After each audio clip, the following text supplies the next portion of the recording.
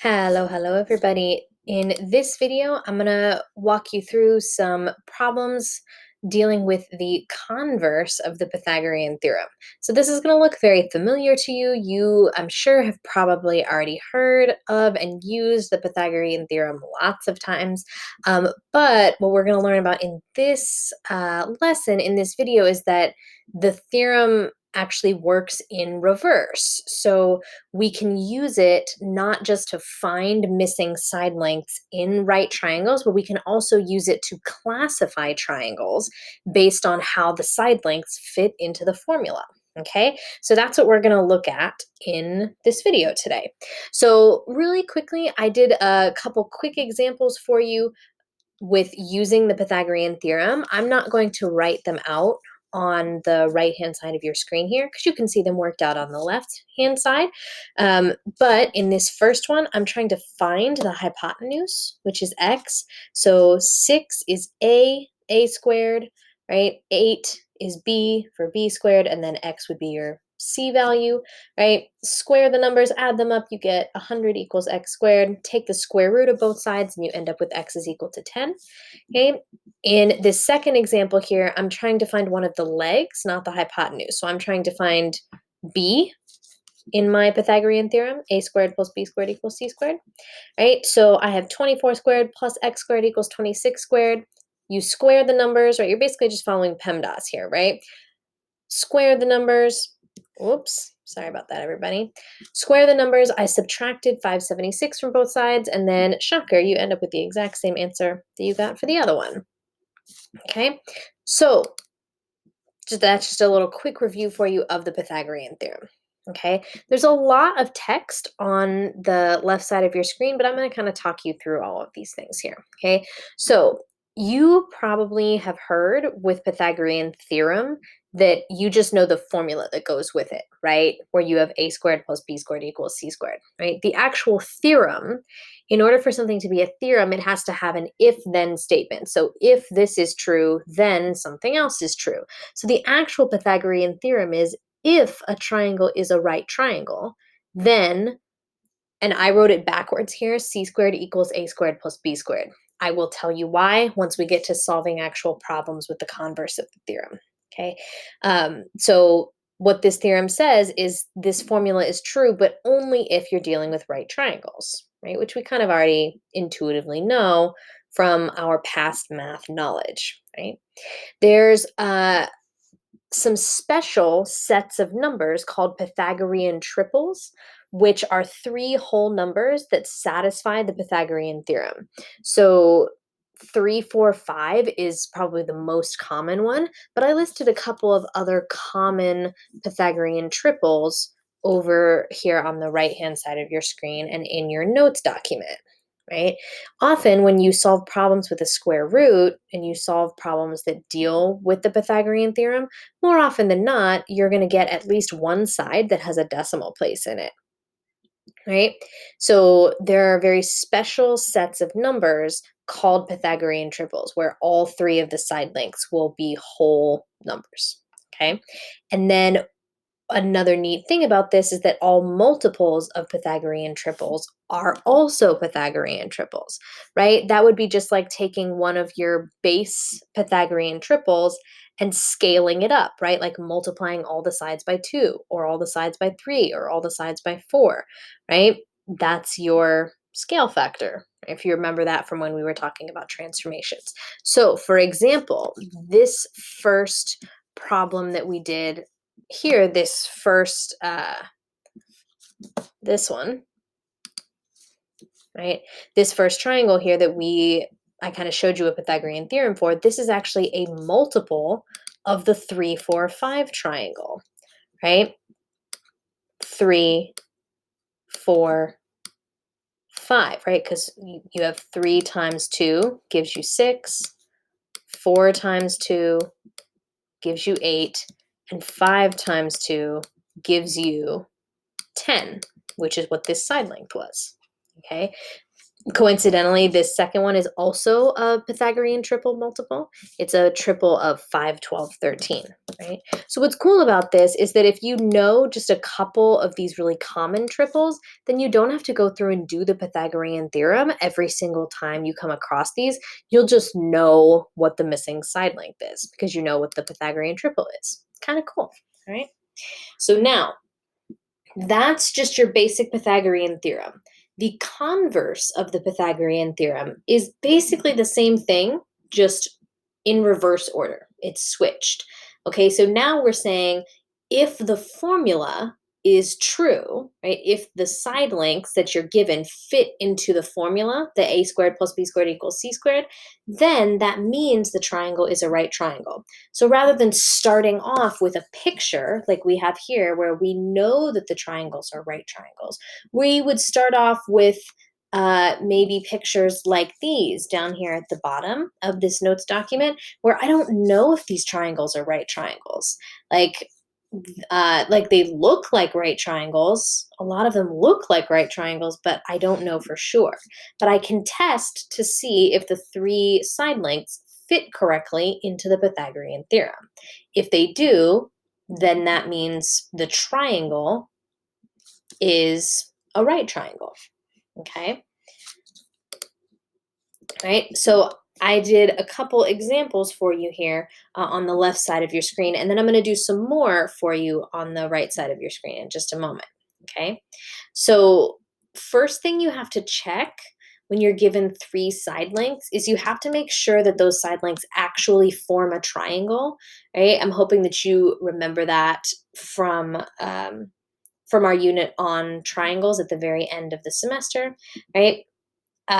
So remember, the rule here is that the sum of the two small sides have to be greater than the longest side. Because if they aren't, if they're smaller, if that sum is too small, then those three side lengths won't come together to make an actual triangle. Okay, so I give you two examples here, with one with a right triangle and one with a non-right triangle. Okay, so for the right triangle, I have my side lengths 5, 12, and 13. Right, I set my numbers, right? A, typically, we use for the smallest number, whatever it is. B usually is the middle number. And then C is always, always, always the largest side length, right? Or the largest number, because that would mean that's the hypotenuse length. Okay? I did the triangle check really quick. I added the two smaller sides, and that sum is greater than the third side, so I'm all good, right? I plugged all of my numbers into the Pythagorean theorem, simplified on both sides, and got the same number on both sides. So that means these three side lengths form a right triangle. Okay? Then on the right, on this slide here, I have a non-right triangle for you. So my side lengths were 6, 11, and 12. A is 6, B is 11, and C is 12. I went through and did the triangle check. It works, right? But then when you plug those numbers into the actual Pythagorean theorem, you get two different numbers on either side, right? C squared in this case is 144, and then 6 squared plus 11 squared is 157, right? So those numbers are not equal. What that means is that this triangle is not a right triangle, okay? Now, one further place we can kind of go and take this, right, is that the actual full converse of the Pythagorean theorem will allow us to classify triangles not just as right triangles or not right triangles. We can also classify them as acute triangles, meaning all three angles are acute angles, right? Or we can classify them as obtuse triangles, meaning that there is one obtuse angle in the triangle. Okay, and the way that we do that is we look at the relationship between the hypotenuse, or the longest side squared, and the other side of the Pythagorean theorem, the sum of the squares of the other two sides. So a squared plus b squared, right? So I'm hoping now that you kind of can see the converse of the Pythagorean theorem all written out with the formulas, that you see why we kind of take the Pythagorean theorem that you know and love, where you have a squared plus b squared equals c squared, and we switch it around a little and put the c squared on the left-hand side. okay? Because it works better with the symbols and the relationship. It just helps you remember it a little bit better, okay? So the rule here is obviously for a right triangle, c squared should be equal to a squared plus b squared. For an acute triangle, so acute meaning small or less than, right, a smaller value, then your c squared value, so your longest side square will be less than a squared plus b squared. So acute goes with less. And then for obtuse triangles, the longest side squared, c squared, has to be greater than a squared plus b squared. Okay, so give me just a second to kind of move my screen around a little bit, and I'm going to make this a little bigger on the right-hand side because I'm going to show you an example of all 4 types of triangles and how they work with the converse of the Pythagorean theorem. So give me 1 second. I will be right back. All right, folks, here we go. So I've got 4 examples for you of different sets of side lengths, and we're going to show how they work using the converse of the Pythagorean theorem. Okay, so my first one, I already identified these for you as to what types they are. So this first one is not a triangle, meaning it doesn't pass the triangle check. So remember, here's the triangle check. I'm going to add my 2 smaller numbers, my 2 smaller, whoops, hold on, my 2 smaller side lengths, and ask myself, is that larger than the biggest side? And it's not in this case, right? 4 plus 9 is 13, which is not greater than 16, which means that this is not a triangle. So once you realize that it's not a triangle, move on. You're done with the problem, okay? All right, so let's look at the right triangle. So notice that my side lengths are not in order here. I listed them for you backwards because what a lot of people do is they just label the numbers as they're given, like in the order that they're given. They would label this A, this B, and this C, but that's not correct. Remember that the largest number, no matter what position it's in the list, always has to be C. All right, so I have 9 squared, because that's going to be my A. And then 12 is going to be my B. So 9 squared plus 12 squared equals 15 squared. You know what? Actually, hold on. I really should have written this the other way so that it fits a little bit better with the converse of the Pythagorean theorem. You would still get the same solution, right? I'm just trying to be consistent for you guys here. So I'm going to write this. So I have 15 squared because that's my C value. And then what I'm going to do is put a little box right here so that once I get to the numbers at the end, I'll know which symbol to put in the box, either a less than, an equal to, or a greater than symbol. Here, obviously, I told you that this is a right triangle, so we should end up with an equal sign in here at the end. Okay, so I have 15 squared, 9 squared, and 12 squared.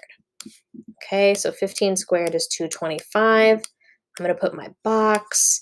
9 squared is 81 plus 144, right? And I end up with 225 on both sides, right? So at that point, I would put my equal sign inside the box, which is exactly what it's supposed to be, right? For right triangles, those things should be equal. Okay? Let's switch and try an acute triangle. Right? So again, these side lengths are out of order. The largest one is always your C value. Okay? If we do a quick triangle check, right? 3 plus 5 is 8, which is greater than 7. So we're good there. Okay, so my C value is 7. So I'm going to do 7 squared. I'm going to put a box right here because I don't know what the relationship is yet. And then I have 3 squared plus 5 squared on the right-hand side. Okay, 7 squared is 49.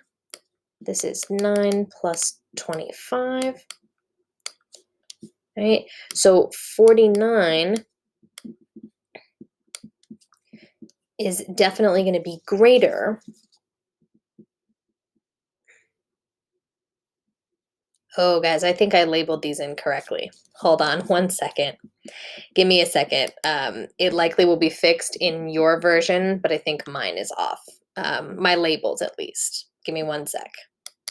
All right, y'all, so that's my bad. I have a typo on my version of the document. It will be fixed on yours. Sorry about that. So give me one sec. I'm going to clear this off, change this to what it is on your version, and then I'll be back. We'll solve this problem.